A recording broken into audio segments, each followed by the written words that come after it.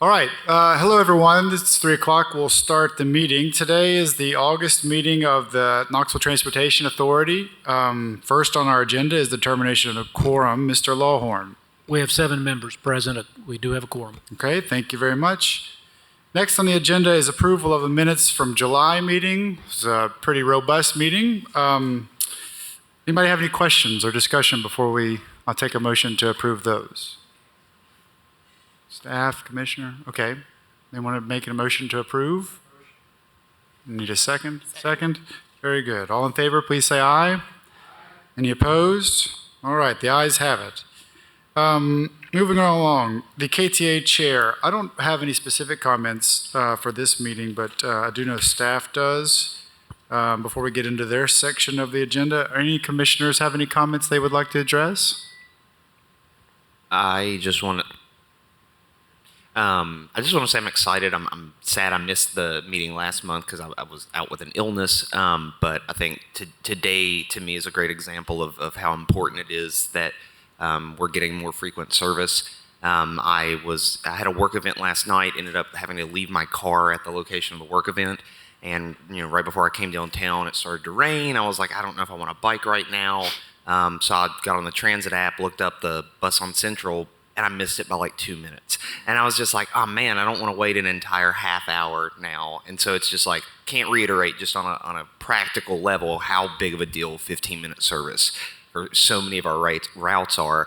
And it's folks like me who are these quote unquote potential riders, that the consultants talked about, where it's like, man, if I'd only had to wait 10 minutes, I would have been on that next bus, because there are just times where I, want to get downtown, don't want to drive, don't want to bike or walk, and transit is where we can fill that gap. So I'm just very excited at, what the consultants and staff and this board, are doing. I think it's going to make Knoxville a much, much better place. Thank you. In the meantime, you'll have to settle for knowing exactly how many minutes you missed the bus by. Exactly. Any other comments? Okay, I'll pass the mic to staff. Mr. Thorne. Yep, I just have three items, and unfortunately I'm going to start with some very sad news. Earlier this week, there was a senseless tragedy that took the life of a beloved passenger named Ben Kretich. Ben was a pedestrian involved in a tragic accident with a impaired motorist. He was a huge advocate for CAT. He was very passionate about it. So our condolences to Ben and Ben's family as they're dealing with this very difficult time. The other item is CAT will be fare-free on Election Day. That's Tuesday, August 29th. We want to ensure that everybody has access to a voting center, and they have transportation to that to exercise their voting right. And then lastly, Rebecca Steyer is our Director of Finance. She's taking a new job. Want to thank her for her work, her contributions to CAT. Very happy for her. We will miss her greatly, but she's just moving right down the street, so I'm sure we'll still see her. So, and that's concludes my comments. Okay. Thank you. I think we have a representative from the TPO here today, so no comments from him. Are there any new business that commissioners or staff would like to bring up? I don't think we have any old business, so we'll move on to public comment. We have 2 folks signed up for public comment. If you'll come up to the mic, you have 5 minutes. Constance Every, you'll go first.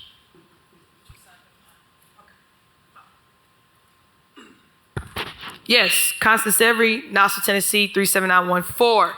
I am here on behalf of actually Mr. Hubert Smith. You all know him very well.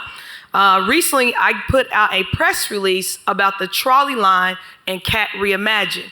I have been speaking with CAT employees and CAT bus riders, actual riders, because we also know from the study, 47% of the people that were surveyed don't even ride the bus or use the bus lines at all. So this was also a disingenuous study from the beginning. But what I've learned from the employees particularly is that CAT Reimagined is nothing new. You all did this about 20 years ago, and all it was basically switching out the bus lines on different route lines. And so it sounds like from what the employees are sharing, it's literally the exact same thing, minus the cuts of the trolleys and additional cuts to some of the other bus lines. And as someone's already expressed clearly on the board, these cuts are affecting us critically in the communities that actually uses these particular services. More importantly, I'm past 15. I'm more around 7 minutes. We need to be running every 7 minutes on the minute of the bus lines to be efficient, because you got to think about people who got to get back and forth to work, doctor's appointments, grocery stores, these type of daily living activities that are very dependent of efficient public transportation. So, as read, press release, preserving the vital connections and the importance of sustaining trolleys and bus lines in the Knoxville public transit system. August 16, 2023 is when I released this press release. Knoxville's public transportation system, CAT, stands as a cornerstone of accessibility, mobility, and economic vitality of our community. The trolleys and bus lines have long served as lifeline connecting neighborhoods, workplaces, and essential services. Today, we highlight the critical role that these services play and address concerns surrounding the concepts like Reimagine CAT. Maintaining the trolleys and bus lines is not just about transportation, it's about ensuring access to opportunities for individuals who depend on these services, from students commuting to schools, to seniors reaching medical appointments, and workers reaching their jobs. CAT services are the backbone of connectivity for many in need. Disrupting this connectivity risks isolating vulnerable members of our community. Concepts such as Reimagine CAT may sound appealing, but we must carefully consider the potential impact. Eliminating or significantly altering these services can lead to dire consequences, including the losses of essential jobs within the public transit industry. The employees who operate these vehicles are dedicated professionals who contribute their well-being of our city. Disrupting this livelihood will not only harm them, but also weaken the overall economical fabric of Knoxville. Moreover, any drastic change to the transit system threatens accessibility. Reliable and consistent transportation is crucial for those who do not have access to private vehicles, and ensuring equal access to education, healthcare, and job opportunities. Reconstructing the transit system without thoughtful consideration could exacerbate existing inequities and deepen the divide within our community.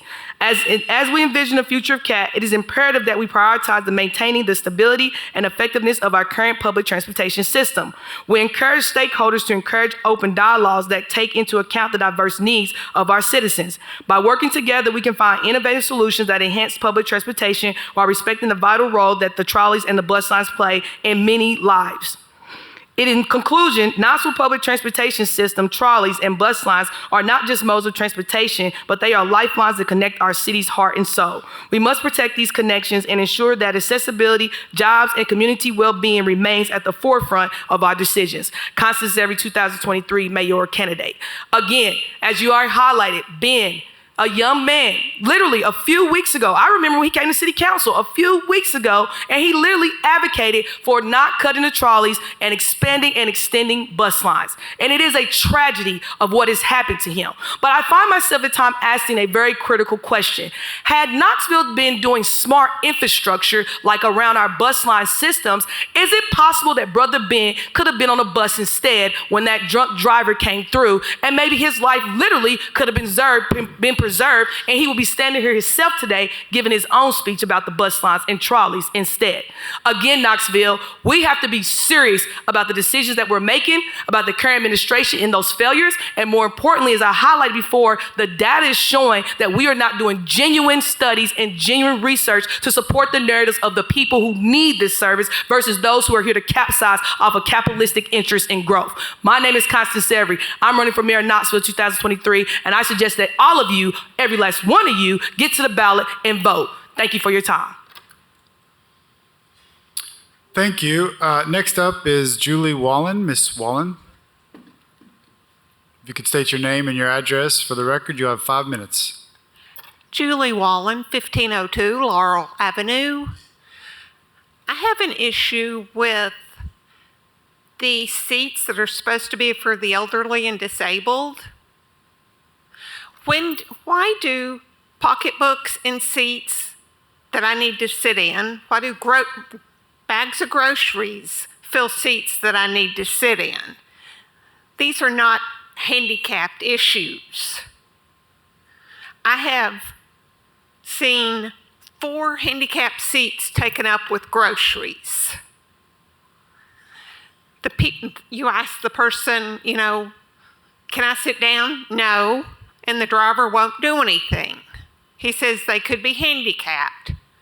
How can a grocery bag be handicapped? How can a purse be handicapped? I have a picture of a driver's backpack in a handicapped seat and a training driver's purse in a handicapped seat. Why don't drivers understand? Does it take an ADA complaint?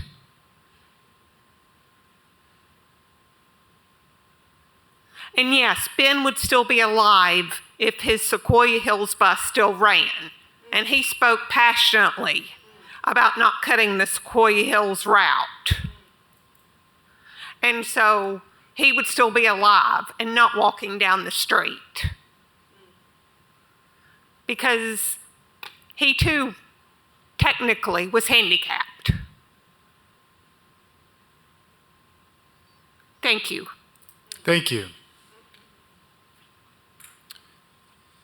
That's the only 2 speakers for public comment. Without any objection, this meeting is adjourned.